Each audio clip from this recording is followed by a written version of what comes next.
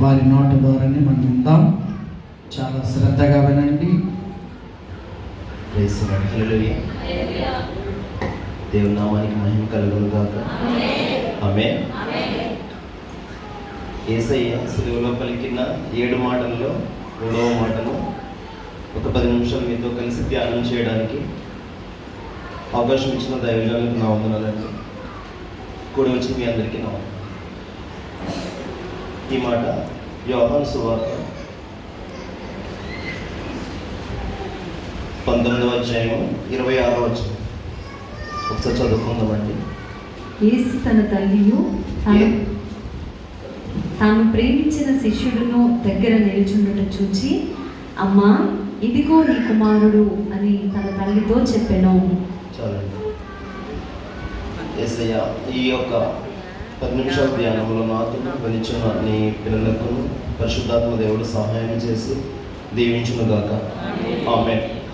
ఈ మాట పలికినప్పుడు యేసయ్య ఉన్న పరిస్థితి అప్పటికే దైవజనులు చెప్పారు, 9 గంటలకు సిలువ వేశారు. 3 గంటల వరకు ఆయన సిలువలో ప్రాణంతోనే బ్రేలాడి ఉన్నారు. ఈ మాట పలికేసరికి ఇంచుమించు 12 అవుతుంది. అప్పటికే ఆయన చాలా వేదన, దుఃఖంలో ఉన్నారు, బాధలో ఉన్నారు. అప్పటికే 2 మాటలు పలికి ఉన్నారు. అదేంటంటే మనం విన్నాం ఇప్పటి వరకు, సైనికులను, రోమా సైనికులను క్షమించమని ప్రార్థన చేస్తూ ఉన్నారు. 2వ మాటగా కుడివైపున ఉన్న దొంగను క్షమించి తన రాజ్యంలోనికి ఆహ్వానించారు. అయితే అక్కడ సిచ్యువేషన్లో ఆయన సిలువకు దగ్గరగా ఉన్న వారిలో, దూరంగా చాలా మందిని చూస్తున్నారు భయంగా. ఆయన దగ్గరగా ఉన్న వారిలో ఒక 5గురు కనిపిస్తున్నారు మనకి. ఎవరంటే స్త్రీలు 4, పురుషుడు 1. స్త్రీలు ఎవరంటే యేసు తల్లి అయిన మరియా, మగ్దలేనే మరియా, 3వది క్లోపా భార్య అయిన మరియా, 3 మరియలు. ఇంకొక ఆమె యేసు తల్లి అయిన సోదరి, తన మరియా యొక్క చెల్లి అన్నమాట, సోదరి. ఈ 4 యేసు సిలువకు దగ్గరగా ఉన్నారు. ఆయన సిలువ త్యాగాన్ని లేక మరణాన్ని, ఆ శ్రమలను, ఆ బాధలను చాలా క్లోజ్గా దగ్గరగా చూస్తూ ఉన్నారు. అది మిగతా 3 స్త్రీలకు, ఆ శిష్యునికి అంత బాధ ఉండకపోవచ్చేమో, కానీ తన కడుపున కన్న బిడ్డ, తను 9 మాసాలు మోసింది, తను కన్నది, పెంచింది, పెద్ద చేసింది. 30 సంవత్సరాల వరకు ఆయన ఏం చేశారు అంటే తెలుసు మనందరికీ, తల్లిదండ్రులకు వడ్రంగి పనిలో సహాయం చేశారు. తల్లికి సహాయం చేశారు, తండ్రికి కూడా సహాయం చేశారు. ఈ సమయంలో తండ్రి అయితే లేడు, ఆయన అప్పటికే చనిపోయి ఉండాలి. ఆ తల్లి ఆ బాధను చూడలేకపోతూ ఉంది. ఎంతైనా తనలోని పుట్టినవాడు కనుక, ఆయన దేవుని కుమారుడని ఆమెకు తెలుసు. మొదటిగా దేవదూత, గాబ్రియేలు దేవదూత చెప్పినప్పుడే, దయాప్రాప్తురాలు నీకు శుభము, నీ కడుపులో ఒక రక్షకుడు పుట్టబోతున్నాడు అనే విషయాలు గుర్తున్నాయి. కానీ ఒక మానవుడుగా ఆయన 33.5 సంవత్సరాలు జీవించినప్పుడు ఆయన ఇంతలోనే సిలువలో మరణిస్తాడని, మళ్ళీ తిరిగి లేస్తాడని, ఆ ఆత్మీయ విషయాలు అవి ఊహించలేరు, అంతుపట్టని విషయాలు అన్నమాట. సో ఆ బాధను ఆమె తట్టుకోలేకపోతూ ఉంది, చూస్తూ ఉంది, ఆయన మాటలు చూస్తూ ఉంది.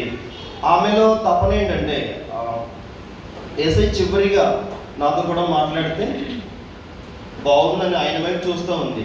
ఆయన అయితే మొదటిగా 2 మాటలు ఎప్పుడైతే మాట్లాడారో, ఆమె ఇంకా ఆ వేదనతోనే ఆయన వైపు చూస్తూ ఉంది. అయితే ఇక్కడ ఒక మాట గుర్తు చేసుకోవాలి మనం, అదేంటంటే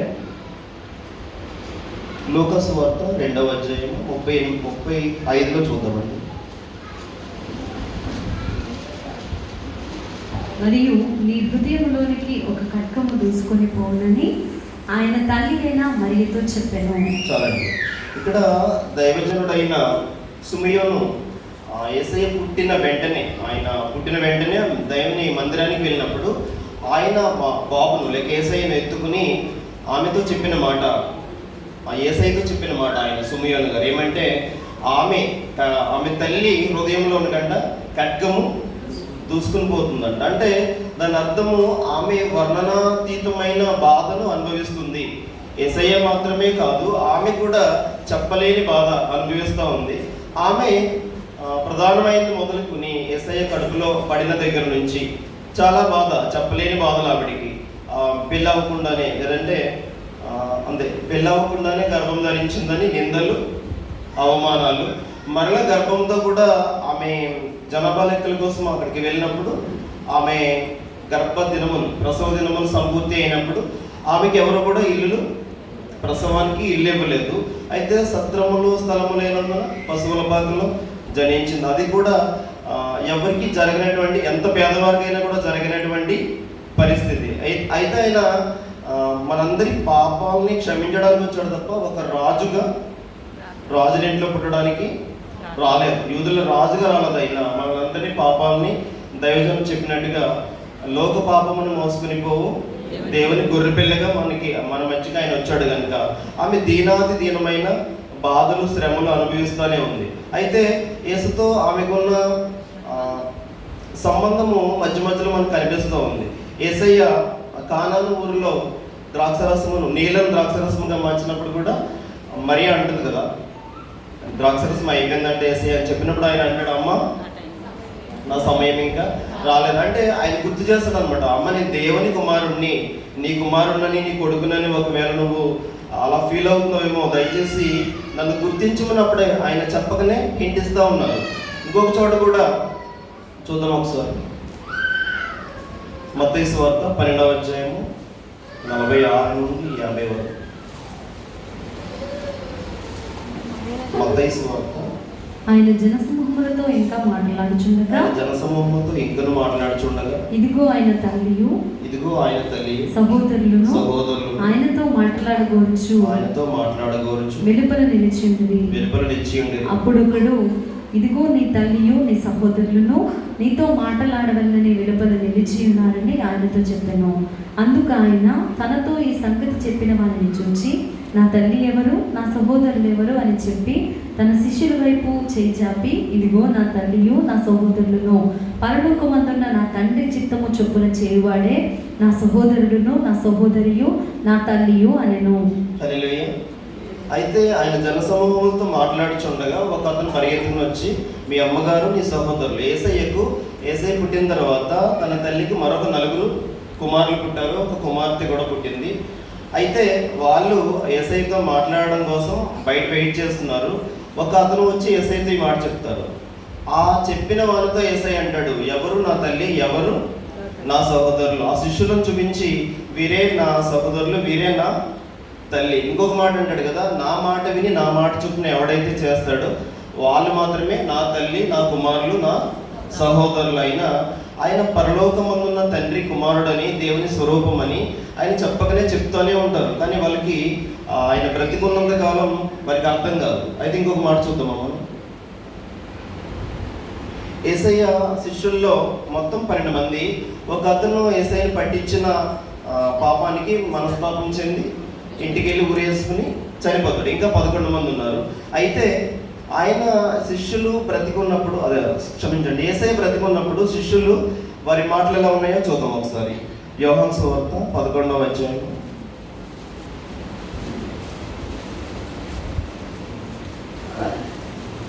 యోహాను 11వ అధ్యాయం 16వ వచనం.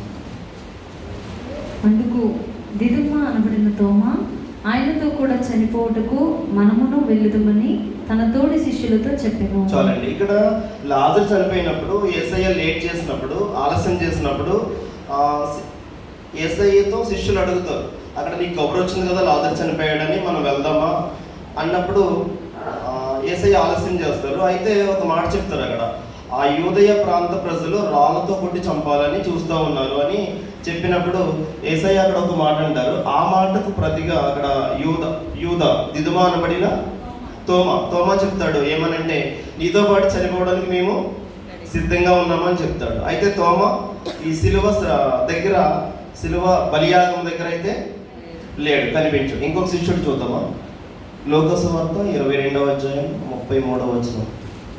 లోక 22:33. అయితే అతడు, ప్రభువా నీతో కూడా చెరలోనికి మరణమునకును వెళ్ళుటకు సిద్ధముగా ఉన్నానని ఆయనతో అనగా. చాలండి.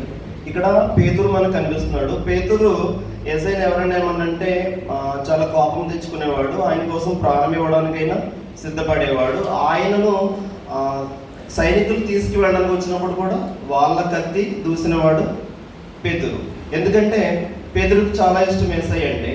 యేసయ్యకి ఇష్టమైన శిష్యులు ముగ్గురు, పేతురు, యాకోబు, యోహాను. అక్కడ పేతురు యాకోబు కూడా సిలువ దగ్గర లేరు, యోహాను మాత్రమే ఉన్నాడు. పేతురు అక్కడ మాట అంటాడు కదా, ఏమని?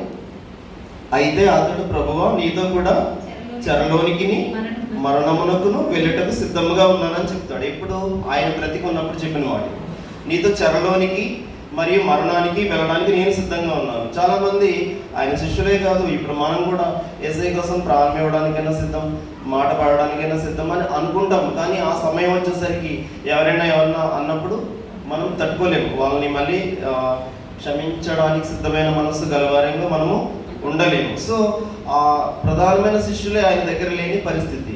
ఎందుకు యోహాను ఉన్నాడంటే ఆయనకు యేసయ్య అంటే చాలా ఇష్టం, అందరికంటే ఎక్కువ ఇష్టం అని ఇక్కడ నిరూపణ అవుతుంది.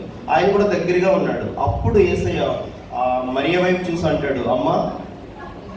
ఆ అమ్మ అన్న పిలుపు కొరకే ఆమె ఎదురు చూస్తూ ఉంది, ఎప్పుడు పిలుస్తాడో నా ప్రభువు అని. పిలిచిన వెంటనే ఆమె హృదయంలో ఉన్న వేదన, దుఃఖం అంతా ఒకసారిగా మాయమైపోయింది.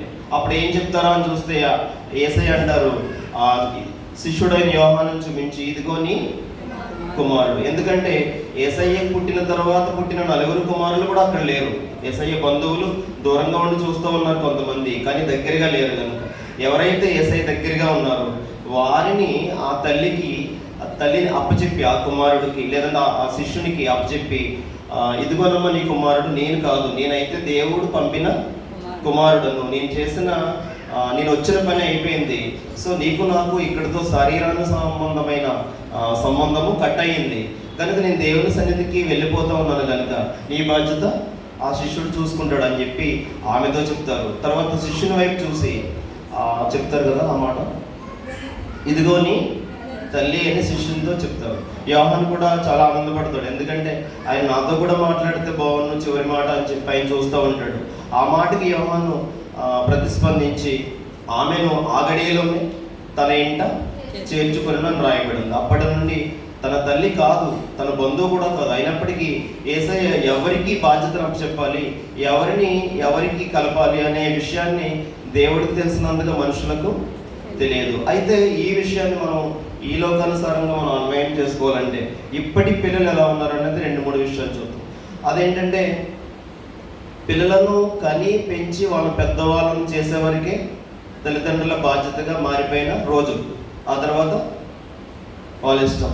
అయితే చాలామంది పిల్లలు వాళ్ళ కాలేజెస్లో కానీ, వాళ్ళు జాబ్ చేసిన ప్లేసెస్లో కానీ, వాళ్ళ హాస్టల్స్లో కానీ వీళ్ళ తల్లిదండ్రులను చూపించడానికి సిగ్గుపడే వాళ్ళు కూడా ఉన్నారు. ఎందుకంటే మా అమ్మ అందరి అమ్మల్లా చూడడానికి అందంగా ఉండదు, లేదా గ్లామర్గా ఉండదు, మా నాన్న కూడా చూడడానికి గలీజ్గా ఉంటాడు, అందంగా ఉంటాడు అనే ఆ కోణంలో ఉన్న వాళ్ళు లేకపోలేదు. అయితే నిన్ను కనక ముందు ఆమె పెళ్ళికి ముందు ఆమె చాలా నీకంటే అందగత్తే, మీ అమ్మ, మీ నాన్నగారు కూడా నీకంటే అందగాడు. సో నిన్ను కనడం వల్ల, నిన్ను పెంచడం వల్ల, వాళ్ళు త్యాగం చేసి వాళ్ళు నిన్ను ఇంతటి వాళ్ళని చేయడం వల్ల వాళ్ళు అలా తయారయ్యే తప్ప ఇంకో రకంగా కాదు. సో ఇంకో మాట ఏంటంటే నా ఇష్టం అంటారు ప్రతిదానికి, నా ఇష్టం, నా ఇష్టం. ఏదైనా చెప్పినప్పుడు వాళ్ళు అంటారు కదా, అలాంటప్పుడు ఎందుకు కన్నావు, ఎందుకు పెంచావు, ఆ వడ్లగించేసి చంపేయిపోయావా అనేటువంటి పిల్లలు కూడా లేకపోలేదు. అయితే వాళ్ళని కనడము పెంచడం అనేది తల్లిదండ్రుల బాధ్యత, లేక దేవుడు పెట్టిన విధి. దాన్ని తప్పించడానికి ఎవరు సరిపోరు. అయితే వాళ్ళు ఆ ప్రేమను చిన్నప్పుడు వాళ్ళకి తెలియదు ఎన్ని కష్టాలు పడ్డారో.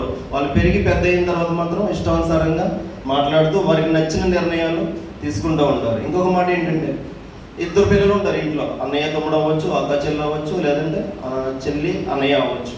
సో వాళ్ళలో వాళ్ళే ఎలా బిహేవ్ చేస్తారంటే నీకు అన్నయ్య అంటేనే ఇష్టం, లేదంటే తమ్ముడు అంటేనే ఇష్టం, నేనంటే నీకు ఇష్టం లేదు, వాడే నిన్ను చూసుకుంటాడు కాబట్టి, వాడిదే ఇల్లు కాబట్టి వాడినే బాగా చూసుకుంటావు అని ఆడపిల్లలు ఫీల్ అవుతూ ఉంటారు. మగపిల్లలు ఎలా ఫీల్ అవుతారు, నీకు చెల్లి అంటేనే ఇష్టం, అక్క అంటేనే ఇష్టం, నేను చూసుకోను అని చెప్పి వాళ్ళు అలా ఫీల్ అవుతుంటారు. అయితే ఇప్పుడు కొంతమంది తల్లిదండ్రులు ఎలా ఫీల్ అవ్వాల్సిన పరిస్థితి అంటే ఇప్పుడున్న రోజుల్లో గుడ్రాలు అనుకుంటూ ఉంటుంది అనమాట.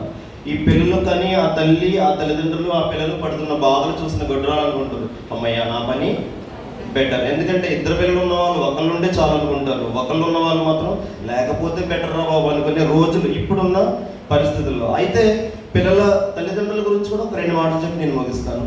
తల్లిదండ్రులు కూడా వాళ్ళు ఎలా అంటే మేము తల్లిదండ్రులం కదా అని వాళ్ళ మీద అథారిటీ చెల్లించేవారుగా చాలామంది ఉంటారు. అయితే వాళ్ళను ఇంట్లో ఉన్నప్పుడు ఒంటరిగా ఉన్నప్పుడు తిరిగితే ఏం ఫీల్ అవ్వరు. బంధువుల ముందు కానీ, ఇరుగు పొరుగు వారి ముందు కానీ, ఫ్రెండ్స్ ముందు కానీ తిడితే మటుకు వాళ్ళు చాలా ఫీల్ అవుతారు. అప్పుడే వాళ్ళ ప్రేమ, తల్లిదండ్రుల మీద ఉన్న ప్రేమ తగ్గిపోతూ ఉంటుంది. నన్ను ఇంత వాళ్ళ ముందు ఇన్సల్ట్ చేస్తుందన్న బాధ ఎక్కువైపోద్ది అనమాట. ఏదో సామెత ఉంటుంది కదా, అత్తగారు తిట్టిందని కాదు తోటికోడలు నవ్విందన్న బాధ అన్నట్టు. వాళ్ళకి తిట్టినందుకు బాధ కాదు, కానీ ఎవరి ముందైనా తిడితే మాత్రం వాళ్ళు ఒప్పుకోరు. సో అలాంటి విషయాల్లో తల్లిదండ్రులు కూడా కొంచెం అలర్ట్గా ఉండాలి.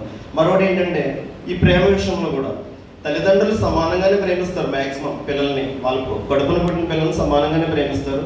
కానీ వీళ్ళు చూసే కోణం అలా ఉంటుంది.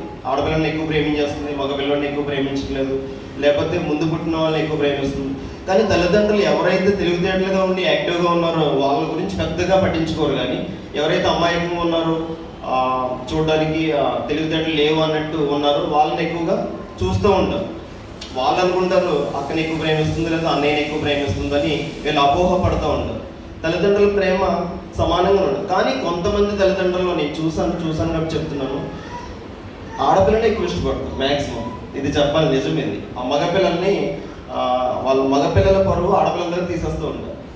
పెళ్ళిళ్ళు అయిన తర్వాత, చిన్నప్పుడు కదా నేను చెప్పేది, మ్యారేజెస్ అయిన తర్వాత చూడవలసింది కొడుకులే, కానీ కూతురు ప్రేమగా చూసుకుంటుంది మాటల ద్వారా. కాబట్టి ఆ కూతురు ముందు కొడుకుల పరువు తీసే తల్లిదండ్రులు లేకపోలేదు. మీలో లేరని నేను అనుకుంటున్నాను. ఎందుకంటే దేవుని సన్నిధికి వచ్చిన వారికి అలాంటి ఆలోచనలు ఉండకూడదు. సో ఇంకో మాట ఏంటంటే భక్తిలో మాదిరిగా ఉండాలి తల్లిదండ్రులు. ఎందుకంటే నువ్వు బైబిల్ చదువుతున్నప్పుడు పిల్లలు ఏం చేస్తారు? బైబిల్ తీసి చదువుతారు. మన మొబైల్లో రీల్స్ అయి చూస్తున్నప్పుడు వాళ్ళు ఏం చేస్తారు? సో మనం క్రైస్తవులం కనుక, దేవుని నమ్ముకున్న వాళ్ళం కనుక, ఆయన ప్రేమను ఎరిగిన వారం కనుక మనం ఒక మాదిరిగా ఉండకపోతే వాళ్ళకి చెప్పడానికి మనము సరిపోవు. సో అలాంటి మాదిరికరమైన జీవితాన్ని పిల్లలకు, తల్లిదండ్రులకు దేవుడు దయచేయాలి. యేసయ్య ఆ బాధ్యతను, ఈ మాట ముందుగా చెప్పాలి మీకు, ఈ మాట బాధ్యత లేక మానవత్వము లేక విధేయత లేక ఆదరణ అనే మాటను అర్థం వచ్చేలా ఆ మాట మనకు తెలియజేస్తూ ఉంది. ఈ కొద్ది మాటలు దేవుడు దీవించును గాక. ఆమేన్.